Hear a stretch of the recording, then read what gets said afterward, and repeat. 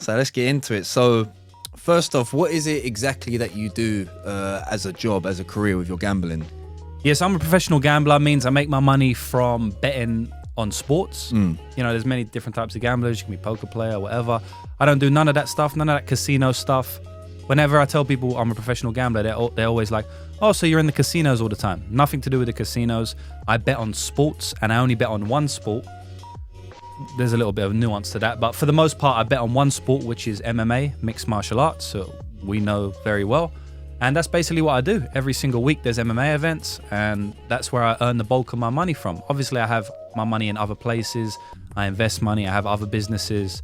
But for the most part, I make my money from gambling, and that's at least where I made my first bulk of money from. I'm starting to transfer wealth now, but the initial bulk of money I made from gambling. Nice. So you've been into gambling many years. Am Yeah. I correct in saying that? Yeah, since a kid. Since a kid. So how did it all begin? What's like your first few memories of gambling? Because I know for myself, you got me into gambling. Yeah. I don't gamble properly, but I do bits and pieces. When I was around 19, 20, that's when I started. But I know that you started way before, so... You remember me back in the day do. asking to borrow money? I do. I remember those days. Just to gamble. We was broke as a joke, little teenagers, and I used to be like, Tom, you got £100 because I got this horse that's definitely going to win. Do you remember that? I remember that exact. I remember that exact day. I remember. I remember that one. I remember. Yeah. Yeah, Crazy times, man. Yeah, so basically I've been gambling for as long as I can remember, because I really have to give my credit to my granddad, because my granddad was a big gambler. He wasn't like a professional like me. He didn't earn as much money as me, but he did have big bets. He'd lose a lot of money. He'd win a lot of money. He was an up and down gambler. He's probably about neutral overall. I don't think he's won money from gambling over his life. I don't think he's lost money, but there's been times where he's won an insane amount of money, and there's been times where he's lost an insane amount of money. And obviously I was raised by my grandparents quite a lot, right? Not only by my grandparents, I was raised by my mum and dad as well, but there was many times for many reasons when I was with my grandparents. And like I said, my granddad's a big gambler. He actually used to own greyhounds as well. Okay. And you will know, because you're from the UK, but a lot of people won't know what greyhounds are. They're racing dogs. Just how you have horse racing, you also have dog racing.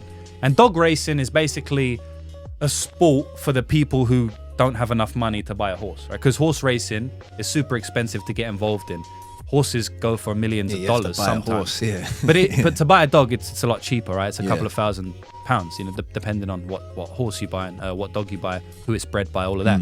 So my granddad was heavily involved in horse racing. He not only dog racing. He not only bought dogs, but he also raised them. So I remember staying around his house at like 3-4 years old, and there'd be 10 greyhounds running around the house, running around a small block house as well. You've been to my granddad's house, tiny. So I grew up around my granddad and around greyhound racing. And unlike many other sports, greyhound racing is one of the only sports in the world, if you can call it a sport, that is only televised or only made so people can gamble on it. Really? I didn't know that. Well, I mean, it's not like football, right? Like when you go to watch a football game, you go because you like football. Yeah. Right? If you go to watch an MMA fight, you go because you like MMA.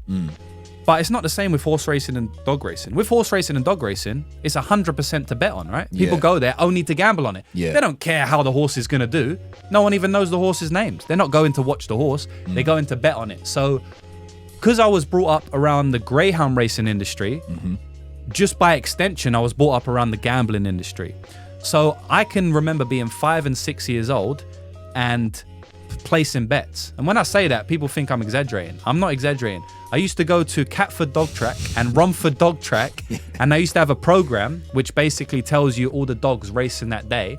And I would circle around the dog that I would want to win. I don't think I know what I was doing at 5 or 6 years old, but my nan and granddad would say, circle what won, James, and I'd circle it. My nan and granddad would go and put a £1 bet on for me, give me the ticket, and I would cheer that dog home at like 5 years old. So I've been gambling before everybody for the most part. I've been gambling for, about 15 years or so. So sounds like you was destined to do it then, Yeah. really. Born into it, basically. Yeah, born into it. Yeah. Nice, man, nice.